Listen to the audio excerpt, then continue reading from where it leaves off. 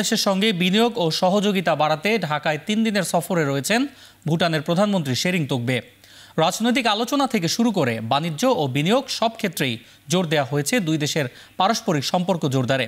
রোববার দিনের শুরুতেই রাজধানীর হোটেল ইন্টারকন্টিনেন্টালে এনসিপির আহ্বায়ক নাহিদ ইসলামের সঙ্গে বৈঠক করেন ভুটানের প্রধানমন্ত্রী শেরিং তোগবে। এ সময় দেশের বর্তমান রাজনৈতিক পরিস্থিতি ও আগামী জাতীয় নির্বাচন নিয়ে আলোচনা হয়। পরে বেলা 10:30টায় বিডার নির্বাহী চেয়ারম্যান আশিক চৌধুরীর সঙ্গে সাক্ষাতে দুদেশের বিনিয়োগ সম্ভাবনা ও বাণিজ্য বাড়াতে বিভিন্ন দিক নিয়ে আলোচনা করেন তারা। বৈঠকে আমদানি রপ্তানির ভারসাম্য রক্ষা ও বাণিজ্য ঘাটতি কমানোর উপর গুরুত্ব দেওয়া হয়। দুপুরে বঙ্গভবনে রাষ্ট্রপতি মোহাম্মদ শাহাবুদ্দিনের সঙ্গে প্রায় 20 মিনিটের বৈঠকে বাংলাদেশ ভুটানের দ্বিপাক্ষিক সম্পর্ক আরও জোরদার করতে আগ্রহ প্রকাশ করেন উভয়ই। 3 দিনের সফর শেষে সোমবার সকালে ঢাকা ছাড়বেন ভুটানের প্রধানমন্ত্রী শেরিং তোগবে।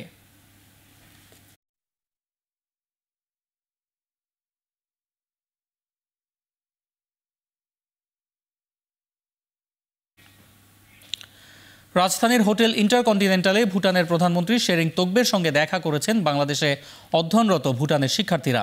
এরপর বৈঠক করবে জামায়াতে ইসলামীর প্রতিনিধি দল। এদিকে আরও জানাতে সরাসরি যুক্ত হচ্ছেন সহকর্মী আজহার লিমন। লিমন, রাজনৈতিক দলগুলোর সাথে বৈঠকে কি কি বিষয় গুরুত্ব পেয়েছে জানাবেন।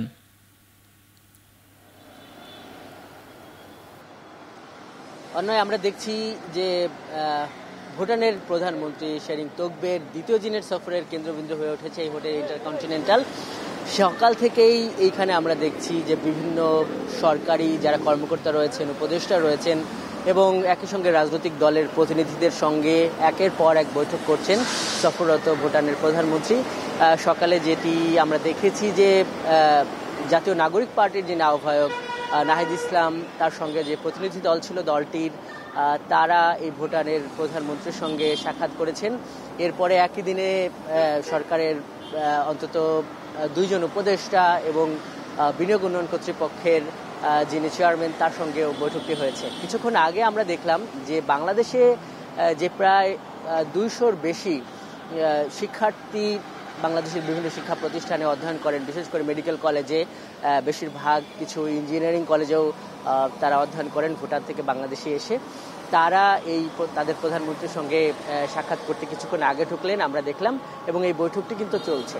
আমাদের হাতে যে বৈঠক যেই সূচিটা আছে, আর কিছুক্ষণের মধ্যেই এখানে বাংলাদেশ জামায়াতে ইসলামীর প্রতিনিধি দল আসবে এই সফররত ভুটানের প্রধানমন্ত্রীর সঙ্গে সাক্ষাৎ করতে।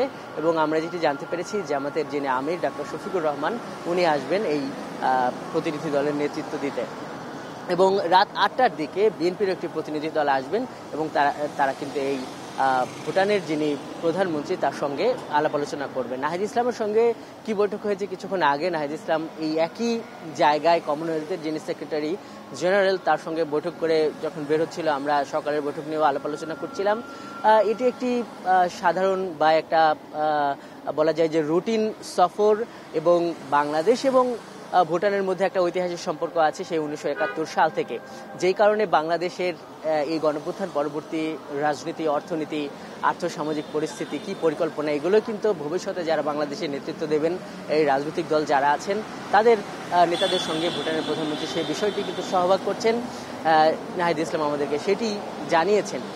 আর জামাত এবং বিএনপির যারা প্রতিনিধি দল, তারা আসলে তারা কি বৈঠক করে তখন জানা যাবে।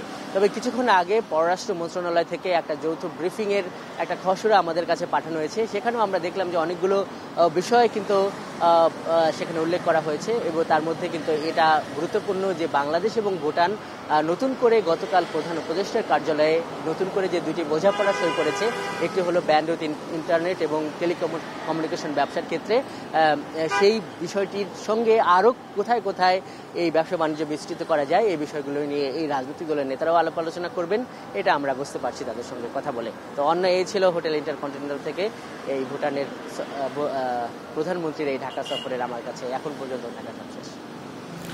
রাজধানীর হোটেল ইন্টারকন্টিনেন্টাল থেকে যুক্ত ছিলেন সহকর্মী আজহার লিমন।